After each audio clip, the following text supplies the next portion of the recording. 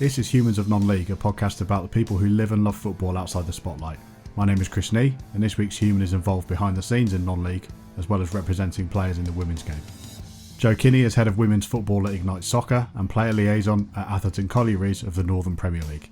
Jo, welcome to the show. Thank you. Let's start at the start.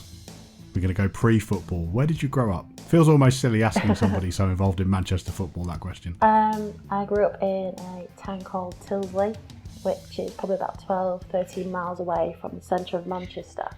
And now I live in Atherton. So that's it, Manchester. I live in the Wigan borough, strangely enough, but have a Manchester postcode. So when you speak to people, it can be a little bit strange of trying to explain where you're from, Wigan or Manchester. So I say more Manchester than Wigan. So when did you first get into watching football? It was with my elder brothers, really. Never felt alone. There's always been someone to talk to, always really welcoming. It is a family club. It is only a small club, but when we travel away, we travel in numbers now as well, which is fantastic. In the last 5 years, the club has accelerated on and off the pitch, and I'm very lucky to be involved in such a progressive non-league club. What sort of gate are we talking on a typical Saturday match day? It can range, depending obviously away fans, but on average, I think 400, 500 people were getting through the gates. Obviously, if Safe Shields come down, that'd be a little bit different. There'd be more towards 1,000, but yeah, averaging 400, 500, which is a good gate for us, definitely. How have you personally found the transition to that from 70,000? It's the noise can be as deafening as crazy as it sounds, because at the Schooner Stadium it echoes around the ground, so it can be really, really noisy, and depending on who you're playing, quite aggressive as well. It's better in a way. Not to say watching United you always felt threatened, but there was always a level of aggression there which at non-league you don't get. People get annoyed and angry with referee decisions, things not going their way, but you never feel threatened or in any danger. That's why a lot of families come to our club, because the children are obviously welcomed, and they're all obviously, it's a safe environment for them as well. Who were your favourite United players growing up? Dennis Irwin, which is a real random one. And big fan of penalty kicks. Yeah, just so quiet and unassuming, just very steady and reliable. Roy Keane, but my absolute favourite is Eric Cantona. I've got pictures in my house adorning Eric. He is the king, always will be. Even got a picture of the night at Selhurst Park, which is a little bit, as my dad says, why have you got that in your hallway? Obviously the kids see it, but that's a part of history, and obviously not a great thing to do at all, but that's Eric. So, it's, for me, he's just, even now watching him on TV and things like that, it's just, we'll never witness a player like that, just with that character, not the arrogance, but just that charisma. Not such a stylish player, and also we stole him from Leeds as well for an absolute steal. So yeah, for me, Eric is the best player I've ever seen play, definitely. Yeah, one of a kind. Yeah. Are you happy with the direction of United at the moment? Yeah, because I watched Ollie OGS as a youngster, so watching transition from a player to a manager. You still feel you trust him. I know it sounds a bit strange with having Alex Ferguson and previous people before, but I think, you've got to give him time like anyone else. So I think you sort of think, you look at the league position and think, oh my God, how are we there after all these results we've had and dropping points? But it's an exciting time for United, definitely. You're going to win something. Yes, definitely. Yeah, that's the spirit. So just to bring it back to non-league then, how is your club been handling this very strange season? On the pitch, we've played, I think, 8 games. That's it. Wow. Sitting 8th or 9th in the league as it stands. That's the lowest I've heard, I think, 8. 8 games. And like I say, being 8th and 9th in the table is phenomenal for us. Because obviously we didn't expect that. We always like to, well, for me anyway, obviously Brad, the manager, will probably say something very different, but we're not expected to just jump through these leagues. We sustain, we build, and we move on within a couple of seasons. So we had a really good run of form, and everything felt right in the camp as it was, shall we say. Off the pitch, we've got a fantastic chairman and committee who are dedicated. We've even got people that are on the club every day, obviously individually due to COVID, making sure that the ground is as best as it can be. Pitch is looking superb. We've built new stands. We started a GoFundMe just because we've struggled, obviously, without having our clubhouse open at the weekends, which brings a lot of revenue in as well as the gate receipts as well. So we're just maintaining and keeping going. But with our chairman, Paul, he's led us really, really well. And, we will survive, we will continue, even though we are one of the smallest clubs in the league. And we don't have a millionaire backer. We don't have the money set aside, literally. We raise our money through our clubhouse. So it's been hard and it'll continue to be hard for us, but everyone's dedicated and committed to making sure whatever happens, we are there next season and we'll be competing. So you're punching above your weight. What would a typical league finish look like for the club? This is our second season in the Prem, sorry. So for me, it would be mid-table, top end of the table, definitely. If we exceed that, that'd be fantastic. But not to say we're not ambitious, but for me, it's just making sure it's sustainable. And we're not at the bottom of the league every season. We are progressing and moving on. And definitely, I think we're in that transition now. We're definitely going to go there. We were around by the time they got promoted. Yeah.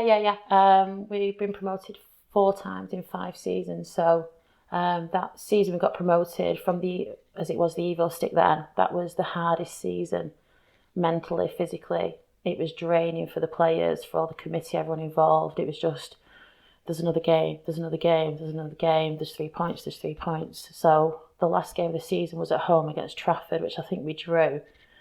But we were listening to the Radcliffe game as well.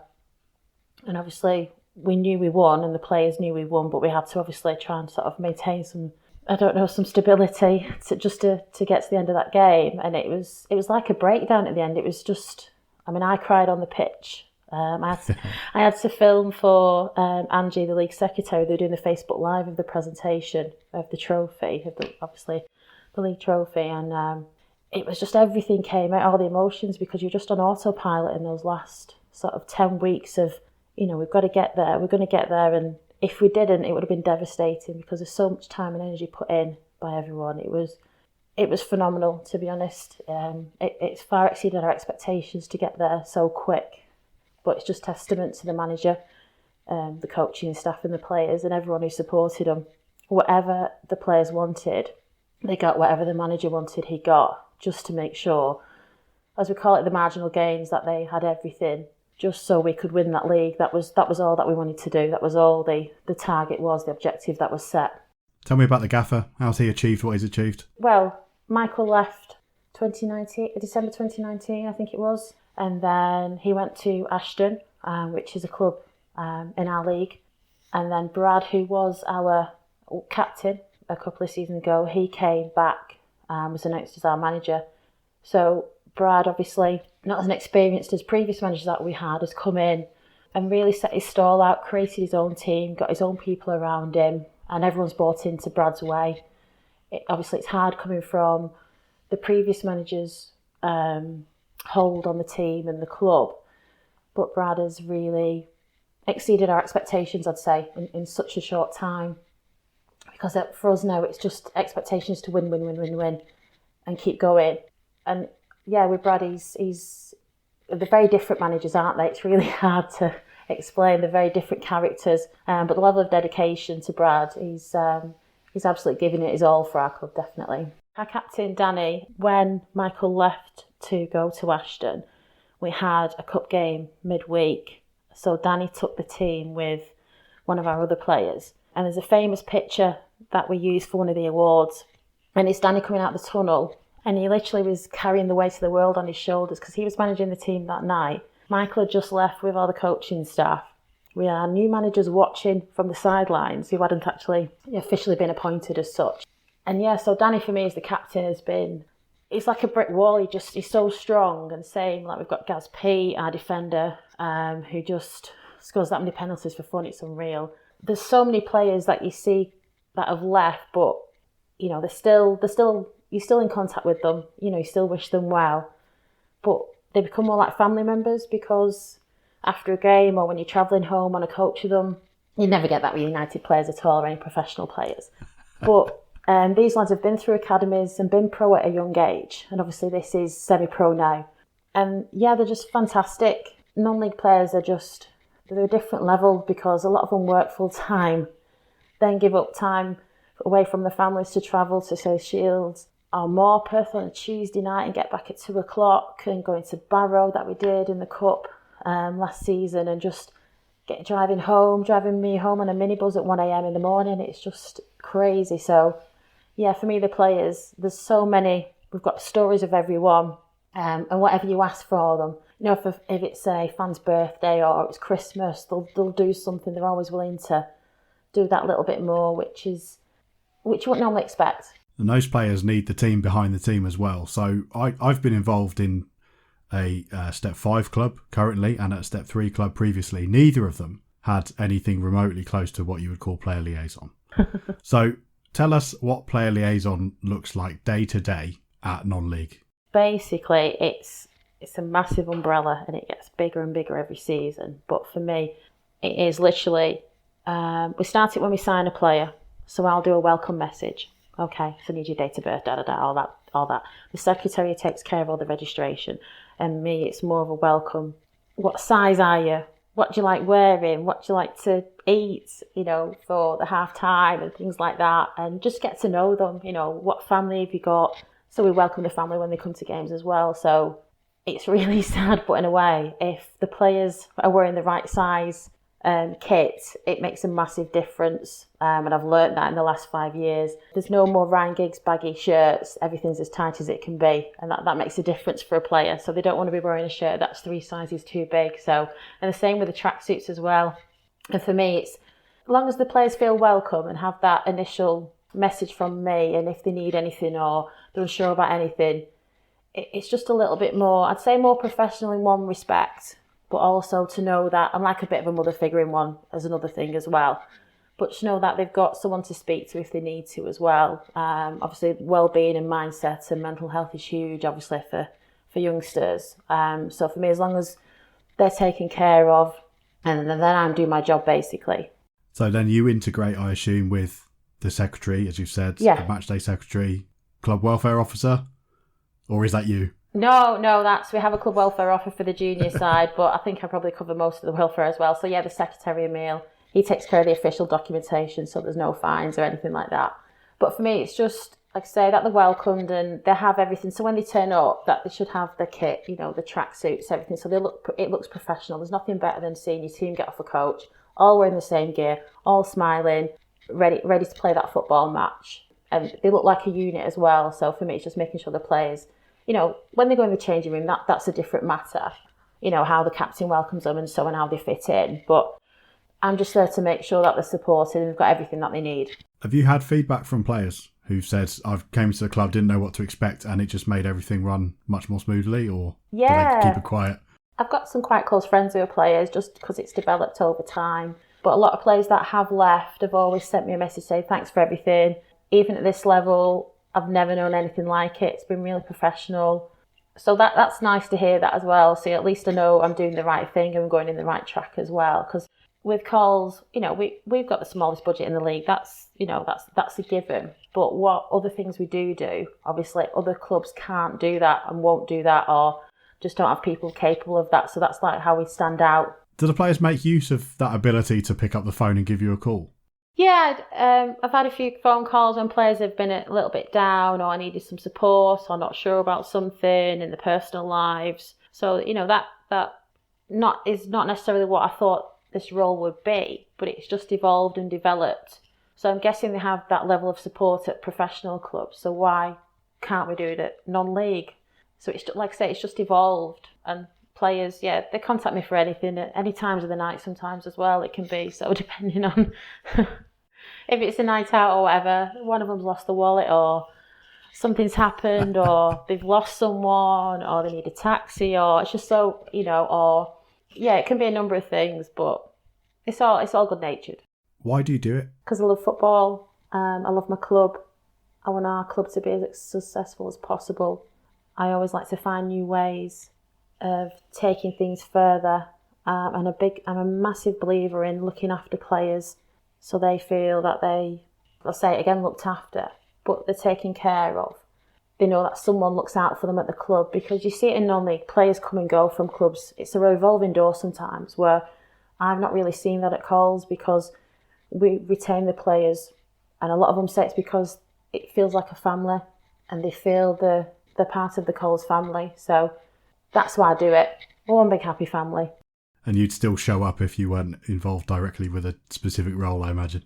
I mean, I've travelled to games. I've gone, it's really naughty this because my boss, he knows about this. But when I was working when I was based in Bury, it was the promotion season. And I would just nip out on my lunch hour. Right, we're playing at Mossley, 3 o'clock. Right, that's about 25 minutes away. Right, I can do it. Okay, I'll be back in a bit. Droylsden, and it's that buzz, it's that feeling that you want to be there, you want to be a part of it. You want to feel it. So yeah, I would always, if I stepped away from Coles for whatever reason, I would definitely still go and be as dedicated as possible, definitely. Did you have any kind of background in this type of work at all? No, not at all. What I do in my day job is not anything related to football or this, but I do coach people at work and support them and guide them. So I believe it's just probably transferred from that. And I always want to see people do well, whether it's for me or somewhere else. So I'll always say if a player moves on, I will always support them, send them well wishes, good luck. Even our players that left to go to Ashton, I always said to them, whatever happens, wish you well. Have you found that the football side of things has helped you in dealing with people that you coach at work as well? Yeah, I think because everyone's got a different personality and how you speak to one person may not work for another person. So it's just identifying, reading the signs of what triggers, would help you strike up a conversation. I employ a lot of younger males in my job. So football is a given for most of the lads. That's a good way in to speak to people and get to know them as well. So yeah, football's universal, isn't it? You can go anywhere in the world and speak about football, and then you can make friends about football. So yeah, definitely, I think the football's it definitely helps. Most of us volunteers have a few jobs around the place. I know I do more than one, and so do you. So tell us a little bit about the commercial side that you've been starting on as well. So the commercial side really is we have a number of sponsors who have been with us for quite a few years, and we wouldn't be where we are today without our sponsors. So we have like our main shirt sponsor, HFL, they've been with us for a long time. But I think it was just widening the net because a lot of people didn't know we existed in the town of Atherton. Even though it's a small town, we've got a lot of businesses, and obviously our town's up and coming now due to the transport links to Manchester. So there's lots of new businesses. So for me, it was attracting those people, and I started going to networking events that a business in the town put on. I've been to networking events in my own role. So I thought I'd try it for the football, and to be honest, it was really good because it was just literally, here's a football club. We have so many people that view us online, on Twitter, etc., across our social platforms. So many people coming through the gate. I can sell you a board for 250 quid. Why don't you do it? And it was just literally that, and it built it from there, programme adverts, things like that. So we've attracted some unique sponsors like Lupine Travel. So you can travel to Syria and Iraq with Lupine Travel. They've got a famous board in our ground which just says Visit Iraq, which is just... Very nice. Yeah, it works. We've got 2 new sponsors that joined us at the start of this season for training kit, which is Logan and Sons. Again, fantastic. And Paul, who is the MD for that company, literally, I spoke to him, he came down, met the chairman. And because we've welcomed him and his family, it was a given. He was just said, I just want to help the club and be a part of it. So Paul's fantastic. And then we've got our tracksuit travel wear sponsor, which is MPD, which again is Mike, a fan who's been watching us. But again, it's just these people watch, but you don't know that they've got a business or they've got money that they'd like to put into the club. So for the commercial side, it was just tapping into that. And I even say, player sponsors, anyone and everyone can be a sponsor, no matter how big or small, everyone contributes. And that makes a massive difference to our club. So for me, for the training kit and for the travel wear, that takes thousands of pounds away from us. So we don't have to pay that. They kindly sponsor. So we can put that money into other things. It's just being careful really and making sure every opportunity you have. So we did like an online game. We replayed a game during pre-season with the lockdown. So we sold online tickets, a pint and things like that. So a lot of clubs are doing that at the moment, just trying new things out just to keep the money coming in. So yeah, for the commercial side, it was a given really. It's just there's so many opportunities and everyone else is busy doing other roles within the club. So it was just a case of tapping into that and just seeing how far we could take it. It has been really successful. Does the club appreciate your work as much as the players? Yeah, they do, yeah. I've made friends there that I'll be friends for life now. I've said this previously, but it's definitely true with the media team, with our secretary. Yeah, they do, yeah. It's you don't need a big pat on the back, but like the chairman, I said thanks for everything, appreciate everything that I do. And that means a lot, really, because coming from your chairman and, your treasurer and your vice chair, they're the guys that have been there a long time. So if they're saying you're doing a good job, keep going, thanks very much, you're onto a winner. Non-league football, I think, really sets English football apart from the rest of the world. What is it about non-league that draws us weird football fans in every Saturday? A lot of people say it's the price. Price doesn't matter. I think we're £8 or £9 a ticket, so it's a bargain. Kids under 12 for free, again, it's a bargain. It's a family, it's a feeling, it's a scene, it's a vibe, it's the environment. You can't bottle it, you can't find it anywhere else. You go to big games, but it's faceless. You can't, unless you're a season ticket holder and been sat next to that person for the last 10 years, you're not going to have a conversation. Yeah. Away fans, I love it because I've made so many contacts in other clubs. Hospitality when you go away, it's just, they look after you. They really take care of you. And I love it because you'll go there and you'll speak to someone who's been in the tea hut for 30 years and just live and breathe football. But they're the same as you. They're a little bit odd in a way. I don't know, you can't describe it. You look forward to it, and I'm really missing it at the moment. It's a real struggle. He's thinking on this Saturday coming, we'd be travelling away to South Shields, so that would be a coach trip. That would be cocktails, prosecco on the coach, little things, talking to people about the stories from Coles from 30, 40 years ago, which I love. Emil, our secretary, will tell us. I always ask him to tell me a new story. What story have you got this week? Tell if it's something that's happened. Same with the chairman. It's amazing. It's just, there's nothing like it. That's all I can say. My team stopped going on coach trips regardless now because we always lose. Always lose. It's an unblemished record of defeat, so we've just stopped doing it. When you go to those places, coach or otherwise, and get talking to whoever it might be, what response do you get from them when you say what your role is at the club? There's Jo, who's at Witton Albion, who's in our league, and she does a similar role. When I first started this, I asked her a few questions and a few pointers. So you'd be surprised, actually. They probably don't have the label or the title, but there is someone at that club who does that role. But when you meet these people, it's like, oh, what do you do? And I do this. And there's Kat at Ashton, for instance. I met her in October when obviously Ashton came to play us. And it's the same struggles and the same issues. And all the players are the same. They all want this, and this, and all demand this, and this. But there's always someone at the club who does something that you do, but like I say, probably not given the title. But yeah, it's, like I said, I just love going away talking to other people and getting little things of what do you do and how do you go about this? And it's just that common ground of, yeah, I do the same, and yeah, it's a killer sometimes, and like travelling home at 2:00 in the morning, but you know what? It's just football, it's just what we do. Are you the referee liaison as well? God. Yeah, referees, I'll leave that to Emil.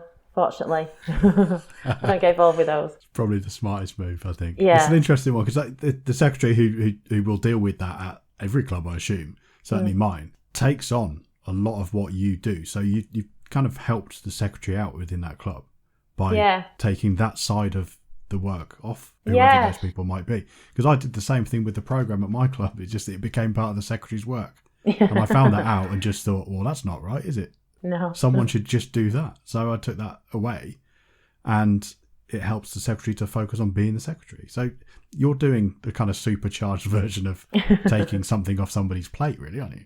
Yeah, I mean, with pre-season, I pretty much, for the last 3 seasons, have arranged pre-season friendlies to the point that I did this joke with Michael, the manager, that I'm pre-season coordinator. So I would send messages out to his friends who are gaffers at other clubs to say, hi, I'm Jo, I just want to organise a pre-season friendly. Here's the dates we've got available. He could have done it quite easily.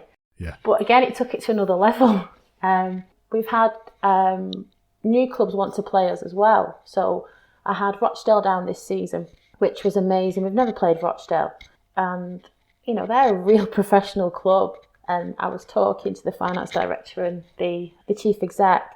And they were fantastic. They were like, oh my God, how do you manage this on this budget? And this is what we pay. And I'm like, my head was going of like, they spend thousands upon thousands on kits, and obviously it's the same football, but just on a different level. But you think, wow, but they were really impressed of how we handled it. And I got lovely messages afterwards saying how professional we were, organising a friendly during sort of the COVID piece as well. And they said they'd come back the next season. So hopefully, you know, we can get crowds in, because we play Bolton every season as well as a pre-season friendly, and that sets us up really on monetary wise, you know, sets us up for the season, as most pre-season friendlies do. The bigger the club, the better. And you want a home fixture to fill the stadium on a lovely hot summer's day, because it's a win-win for you, you know, for your club on the financial side. So that's been a massive impact this season. But again, you know, pre-season friendlies, I love that. That's my thing. We played El Ittihad. I don't know if you heard about that. We didn't play Bolton, we played El Ittihad, and we beat them.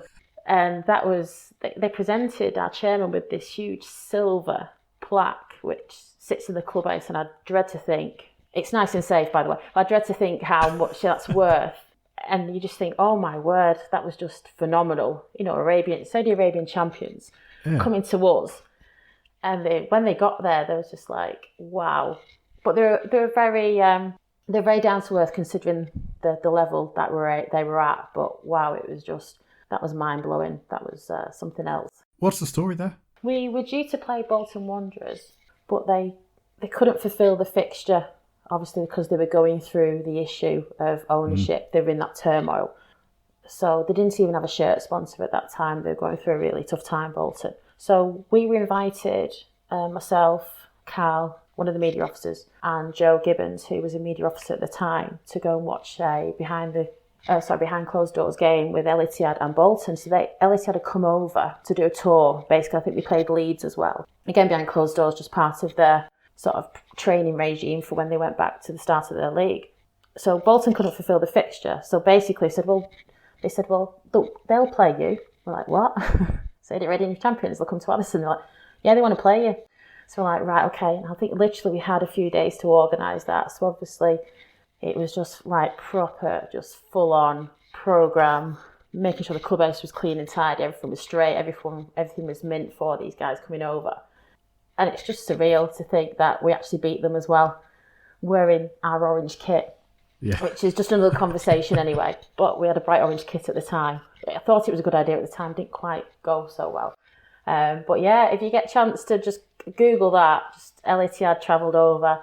And we had their fans travelling up from London to come and watch the game as well. Because obviously a lot of Saudi Arabians were based in London working. And they came up, and it was just like watching these guys walk to Atherton train station. You're like, oh my God, where have all these people come from? It was just unreal, absolutely unreal.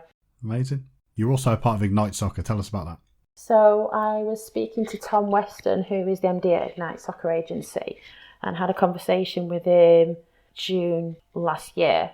And I was looking to maybe move into consultation, player liaison, player consultation, looking to be an agent. And Tom had actually sponsored, I think it was the match ball for one of our games. So I was just sending out these messages and seeing what came back, and obviously stayed quite close to Tom, to be fair.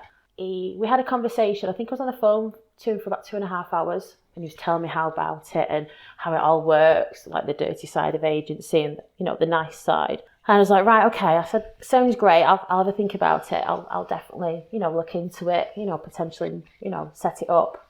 And he said, do you realise this was an interview? I went, no. Well, I'd love you to join my company. I was like, okay. He said, yeah, I'd like you to look after the women's side. It's really developing. And I think you do a great job. So I was like, okay. So had a quick chat with him. Player inquiries started to come in. He did the social media launch to say I'd join. And I think I signed a player within 10 days for him in the women's side. And it's just gone from there. It's gone from strength to strength. So I get my agent's licence this week, so I'll be fully licensed. Congratulations. So thank you. So I'll be legitimate. So yeah, for the women's side, my daughter plays football. She's only 9. It's just moving on so quick. And again, when I speak to the girls, when they're unsure about joining an agency, it's just making sure that, you know, there's sharks out there. And I hate to think that these girls are taken on by these people, and I'd just like to think that they're given every opportunity. So if they want to go abroad and play abroad, I can do that for them. We've got clubs contacting me all the time, Iceland, Japan, Italy, looking for the British girls, the English girls, because I'd like to say our girls are technically gifted. So for me, joining the agency was just, it's accelerated. I'd never thought I would be doing this so quick, but it's something I enjoy. I love talking to my players, catching up with them after games, and unfortunately there's quite a few of the youngsters at the moment, obviously not at elite level, so they're not the reserve teams of these clubs, so they're not playing at the moment. But I do have a number of girls that are currently playing, but unfortunately I can't go and watch them because everything's behind closed doors, so I watch everything through the YouTube channel and the FA Player as well. So agency work, that's just, I think I found my role. So from liaison, I think it's developed into being an agent. Summer just gone, I spent the day with we'll call him a now Premier League footballer, and his agent doing some work. And over lunch, his agent was telling us that his whole idea for his business is that he doesn't want to get down in the mud with some of the other stuff that other agents will do. And I think the point he was making was that he took a player welfare first approach, as in he was genuinely the representative of the players. For somebody coming new into the industry, that has got to be the benchmark of how you want to treat that job, surely. Yeah, definitely. I think, like I say, it's looking after the girls or the players and making sure that, you know, everything that they aspire to be can help them get there. And there's no false promises. You know, we would only take on girls of a certain level because it's not fair to those girls at a low level. You know, to say I can get you to Super League, I would never say that. If the girls are hungry enough, and one of the questions I always ask them is, so where do you want to be in a year's time? So then I can gauge their level of determination and focus as well, which a lot of the girls, to be honest, they're so focused and determined to succeed and go as far as they can. But they need a helping hand, and that's where we step in. So we've got the contacts obviously to help them move on. You know, if a club comes to us and says, I'd like to speak to this player, you know, I say to the girls, if you're happy where you are, I'm not going to pull you away from that club. And I've had conversations with their managers to say, if you're looking after your player and they're happy and they're going to develop, then that's fine. If they're not and they're unhappy and another club comes in, then I'm not going to say, I'm going to make sure that girl gets that opportunity, because it's not fair on that youngster not to be given that. Monday to Friday, what are you doing as the agent for these players? I touch base with the girls, depending how often they want to speak. Some girls are quite happy to speak once every couple of weeks. Some girls want more than that, which is fine. So I'll do whatever they request. At the moment, we're a bit of a standstill. We have players, obviously, that are waiting to move on to clubs, but with COVID, it's not moving as quick as we'd like it to, for obvious reasons. So for me, normally a working week would be touching base with the players, touching base with managers at clubs, making contacts, putting players to clubs that they've requested. So a lot of European clubs are wanting players, so obviously I send the details over to the European clubs. These are the girls that we've got available at the moment. It's just a lot of conversation, to be honest. It's a lot of phone calls, a lot of emails, a lot of WhatsApp, a lot of text messages. That's what the normal working week is, alongside my full-time job at the moment as well. But yeah, there's nothing quite like it. Speaking to a player, finding out about them, where they want to go, what they want to do, and where you can help and where you can fit in with that as well. So I think I'm quite blessed and quite lucky to be in this position, I'd say. What are you proudest of as an achievement as an agent so far? There's no real defining moment, but I'd say the journey has been fantastic. It's been 100 miles an hour, really engaging, speaking to players, getting players to sign with you, speaking to players' parents, speaking to managers of high-profile women's football clubs. I once sort of envisioned that last year. So for me, I think the journey is, I'm just living and breathing that at the moment. So I may get that defining moment next year if one of my players becomes a regular at a Super League club. Fantastic. But for me at the moment, I think the actual journey is a fantastic experience, which I'm loving. Is that your ultimate aim for women's football at Ignite Soccer, is to have that pipeline into the Super League? Yeah, for us, definitely. I think we have a lot of youngsters that will go really far in the game, like 17, 18-year-olds that are really going to develop and move on. But yeah, I think, like anything, if I could sign a Premiership footballer tomorrow, you'd jump at the chance. So it's with the women's game, it's different to the men's game on the agency side, definitely, because these girls aren't just a number to our agency. They are, a real character, someone you want to look after and take care of and nurture. So if I can take that girl and, you know, she goes as far as she can go with her ability, then that would be absolute satisfaction for me to, you know, to say, you know what, I've helped this girl. She's done everything she can, and she's played at the highest level she can. And for me, that would be a defining moment, definitely. Now, another of your roles, another one, is player liaison at the famous FC Brickstand. Now, I think that warrants a little bit of explanation for anybody who's not familiar. What's going on there then? Chris from FC Brickstand, he was building replica stadiums when I first come across him on Twitter. So I kindly asked him if he would produce a model of the Schooner Stadium, which he did, and he brought down on a sunny afternoon and took pictures on the pitch of the stadium and the stands in the background. And it's absolutely beautiful because it's actually encased in the club at the moment. It's encased at the club, so you can actually, you know, you can see it. Amazing, just, you know, to the level of detail with the paintwork of the right colours and stuff. It's just amazing. So Chris, I did a podcast with Chris, and then he asked me, I think it was after I don't know if you'd seen, we did a viral video, myself, Joe Gibbons and Carl and Ben Conway. We did a little bit of a spoof of Carolyn Radford from Mansfield when she signed Nicki Maynard in Portugal. So I don't know if you've seen it, but we filmed it on the morning of one of our pre-season friendlies. I think we were going to Prestwich Hayes in the afternoon, and we filmed it about 10 o'clock in and around Atherton and Atherton train station. So in the video, Carolyn would pick up the player in her Bentley, standing with an iPad with the player's name on at an airport. So we flipped that. I drove my car up to the station, waited for the train to come in, and up the stairs came Ben, who was actually returning from New Zealand at the time. So it was perfect timing, to be honest. But I remember Ben, he was sat in his car outside my house ready to film. He said, I just don't think I've got this in my locker, Joe. I said, come on, we can do this. We can really do this. It was just like, it was such a whirlwind. Anyway, Joe and Cal managed to cut it and edit it within probably about 2 hours. So it went out before the Prestwich Hayes game, and we're stood there at the sidelines. Prestwich Hayes game, it's like, 15,000, 20,000, 25,000. You're like, what? How far is this going? And even Carolyn Radford said, well done. Even Mansfield Town did as well. So it was well received. So from that, I then became the player liaison FC Brickstand. So it's just basically, I've been created in Lego. I've got my own little Lego figure that Chris created for me. So when I present man of the match after the games with FC Brickstand, I appear presenting the little man of the match to the player.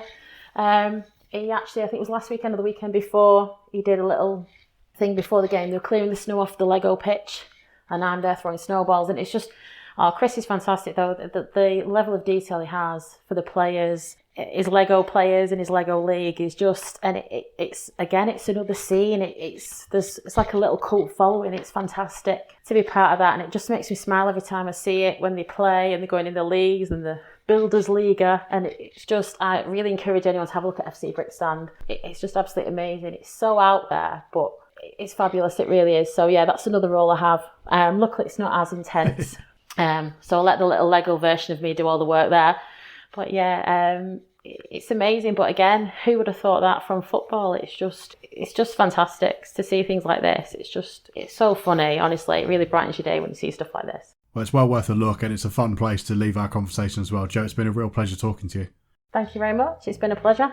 Where can we find you on Twitter? So you can find Atherton Collieries on Twitter at ACFC1916, and also if you want to have a look at FC Brickstand, they are at FC Brickstand. And is there somewhere we can have a look at your agency work as well? For all agency inquiries, we're at ignite_soccer, or you can contact me directly at joe_ignite. Perfect. Well, if you've enjoyed meeting Joe, there's plenty more where that came from. Don't forget to subscribe to the show if you haven't already, and leave us a review wherever you get your podcasts. Humans of Non-League is a Sphinx Football production. Thank you for listening.